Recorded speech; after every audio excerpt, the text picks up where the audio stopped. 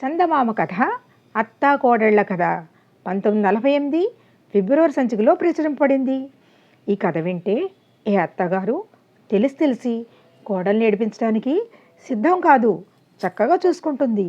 ఈ కథ అంతా పూర్తిగా వినండి. వెనకటికి ఒక ఊళ్ళో ఒక విధవరాలు ఉండేది. భర్త చనిపోయేసరికి ఆమెకిద్దరు సంతానం. పెద్దవాడు కొడుకు, చిన్నది కూతురు.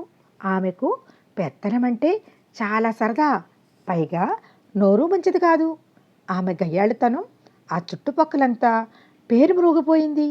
ఇలాగుండగా కొడుకు పెరిగి పెద్దవాడయ్యాడు. త్వరగా కొడుక్కి పెళ్లి చేసి కోడలు రప్పించుకుని పెత్తనం సాగించాలని ఆమెకు తొందర కలిగింది. కానీ ఆ గయ్యాళికి తమ పిల్లని కోడలు చేయడానికి ఏ తల్లిదండ్రులు ఒప్పుకుంటారు? పాపం ఆమె చాలా ప్రయత్నించింది. కానీ ఒకరు తమ పిల్లనిస్తామని ముందుకు రాలే. చివరికి ఎలాగో ఆమె బంధువుల్లోనే ఒకరు తమ పిల్లనివ్వడానికి ఒప్పుకున్నారు. పిల్లని చూడ్డానికి విధవరాలు బయలుదేరింది. పిల్లని చుచ్చుకుని సంబంధం ఖాయం చేసుకుంది. తర్వాత పిల్ల తల్లితో ఆ మాట ఈ మాట మాట్లాడుతూ, ఏమండి, మన అమ్మాయికి తినడానికి ఏమంటే ఎక్కువ ఇష్టమండి అని అడిగింది విధవరాలు. మా అమ్మాయికి ఆవకాయ అంటేను, అప్పడాల పిండి అంటేను తగనే ఇష్టమండి. ఇప్పటికీ నేను ఎప్పుడైనా అప్పడాలు ఒత్తుదామని పిండి దగ్గర పెట్టి కూర్చుంటే అటొచ్చి కాస్త ఇటొచ్చి కాస్త మొత్తం మీద నేను అప్పడాలు ఒత్తడం పూర్తయ్యేసరికి 10 అప్పడాలకు సరిపోయే పిండి అయినా తింటుంది అని చెప్పింది. ఆ కాబోయే వియపరాలు, కాబోయే కోడలు పక్కనే నుంచుని ఇది విన్నది. అత్తగారు తనకిష్టమైనవి చేసి పెడుతుంది కామోలు అని మురిసిపోయింది. ఒక సుముహూర్తాన్న వివాహం జరిగింది. కొంతకాలానికి కోడలు కాపురానికి వచ్చింది. అత్త ఎంత గయ్యాళిదో అంత పీనాస్ కూడా. కోడలు కాపురానికి వచ్చిన తర్వాత తను కొడుకు కూతురు రోజు ఆవకాయ వేసుకుని తినేవారు. కానీ కోడలికి మాత్రం ఒక పూట కూడా ఆవకాయ వేసేది కాదు. అంతేకాదు, కోడలు కూర్చున్నా తప్పే, నుంచున్నా తప్పే, శుభ్రమైన బట్ట కట్టుకున్నా తప్పే, ఒక పువ్వులు పెట్టుకోవడానికి లేదు, ఒక పండగ చేసుకోవడానికి లేదు. ఆఖరికి మొగుడుతో అత్త వింటుండగా మాట్లాడటాన్ని కూడా కోడలు హడిలి చస్తుండేది. పాపం ఆ పిల్ల మొగుడు కూడా తల్లి చేతిలో కీలు బొమ్మలా ఆడేవాడు. అలాగే అష్ట కష్టాలు పడుతూ ఎలాగో కాలం వెళ్ళబుచ్చుతుంది కోడలు. ఇలా 4 ఏళ్ళు గడిచినాయి. విధవరాలి కూతురికి కూడా పెళ్ళీడు వచ్చింది. ఆ పిల్ల అదృష్టాన త్వరలోనే ఒక సంబంధం కుదిరింది. పెళ్ళికి ముహూర్తం కూడా పెట్టుకున్నారు. పెళ్ళి ఇంకా 4 రోజులుందనగా అత్త కోడల చేత అడ్డమైన చాకరీ చేయించి పెళ్ళికి కావాల్సిన పచ్చళ్ళు పెట్టించింది. కానీ ఆవకాయ అప్పడాలు మాత్రం తనే పెట్టాలని నిశ్చయించుకుంది అత్త.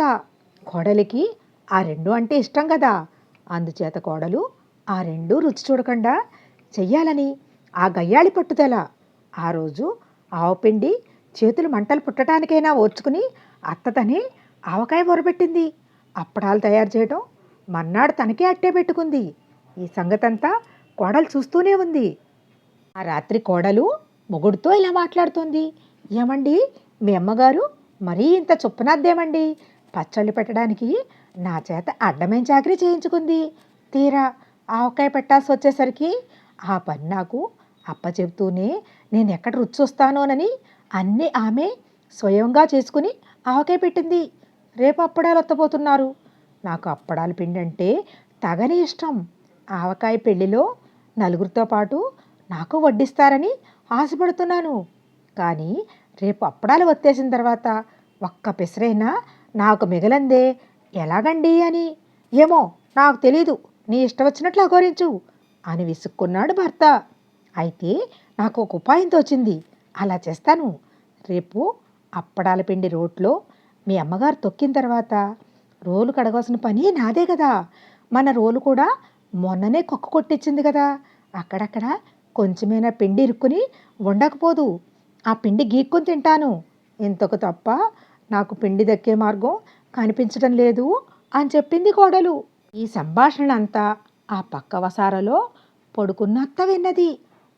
దీని తస్సగొయ్యా, ఇదా దీని ఆలోచన, నేనేనా అంత తెలుగు తక్కువ దాన్ని అనుకుంటూ అత్త ఒక్కసారిగా లేచి వంటింట్లోకి వెళ్ళింది.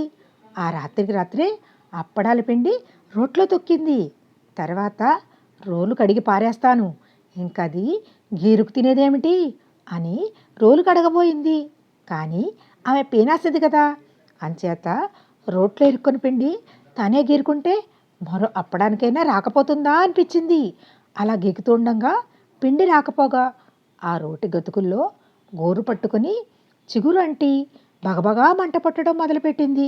ఇది కాదు పద్ధతి, రోట్లో పిండి కాస్త నేనే నాకుతాను, దాంతో నా కడుపు నిండినట్టు అవుతుంది, దాని కడుపు ఎండినట్టు అవుతుంది అని ఆలోచన తట్టింది అత్తకి. అంత చక్కటి ఆలోచన తట్టిందన్న సంతోషంతో అత్త తల ఒక్కసారి రోట్లో దూర్చింది. అసలే బోడి తలేమో ఒక్కసారిగా ఇరుక్కుపోయింది. పాపం ఏం చేస్తుంది, పోని అరుద్దామంటే దవడలు కదపడానికి కూడా వేలు లేకుండా ఇరుక్కుపోయింది. పాపం మూలుగుతూ అలాగే ఉండిపోయింది. కానీ ఎవరు విన్నారు ఆమె మూలుగు? కొడుకు కోడలు గాఢ నిద్రపోతున్నారు. తెల్లవారుతుందనగా పాచి పనిచేసే యానాది సుబ్బాం అమ్మగోరు అంట్లేయండి అంటూ అత్త ఇరుక్కున్న రోటి దగ్గరికి వచ్చింది. అది చూచి కొడుకుని కోడల్ని యానాద్ది కేకపెట్టి లేపింది. వాళ్ళు వచ్చి చూచి తెల్లపోయారు. ఇద్దరూ చేరి చాలా ప్రయత్నించారు, కానీ లాభం లేకపోయింది. అప్పుడు యానాద్ది, ఐగోరు మీరు ఒక్క పాలిగా ఎగిరి అమ్మగోరి నడ్డి మీద సతికిలి పడండి, తల దానంతటదే వచ్చేస్తుంది అని సలహా ఇచ్చింది. సరే, కొడుకు అలాగే చేశాడు. ఒక్కసారిగా అత్త యువతల పడింది. మొహం వాపు నడ్డి తీపుతో పెళ్ళి అయిపోయేదాకా ఆమె లేవలేదు, ముసుగు పెట్టుకు పడుకుంది. కథ సమాప్తం. అయ్యో, అప్పుడే కథ సమాప్తం అని చెప్పేసానే. మరి నా ఛానల్ మాట ఏంటి? నా కథలు సబ్స్క్రైబ్ చేయండి, లైక్, షేర్ చేయండి. మరిన్ని మంచి కథలు మీకు చెప్పడానికి ప్రయత్నం చేస్తాను. ధన్యవాదాలు.